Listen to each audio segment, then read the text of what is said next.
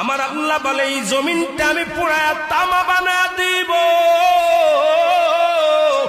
এই জমিনের মধ্যে যত পানি আছে পানিগুলো আমি আল্লাহ পুরায়া ছাই বানায়া দিব। যেদিন কিচ্ছু বলতে কিচ্ছু থাকবে না, সেদিন থাকবে শুধু আমার আল্লাহ।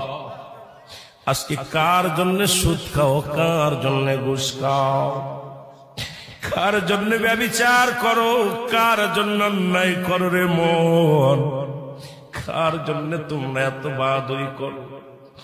আরে আজকে একটা কথা বলতে গেলে কষ্ট হয়।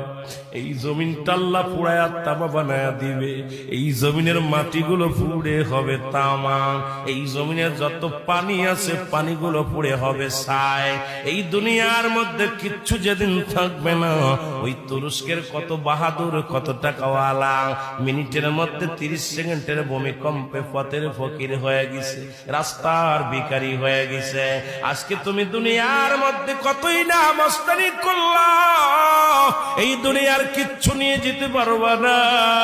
এই মুসলমান, 1 নাম্বার মানুষের মৃত্যু হলে 1 নাম্বার বিপদ হলো মানুষের মরণ, 2 নাম্বার বিপদ হলো কবর, 3 নাম্বার বিপদ হলো কিয়ামতের ময়দান। একবার কেন চিন্তা করো না রে মন, একবার 1 নাম্বার মরণ, 1 নাম্বার বিপদ হলো মানুষের মরণ। এই মরণের পেয়ালা পান করতে হবে, এর মধ্যে কোন সন্দেহ নাই। জোরে জোরে চিল্লায়া বলা যাবে না ঠিক কিনা?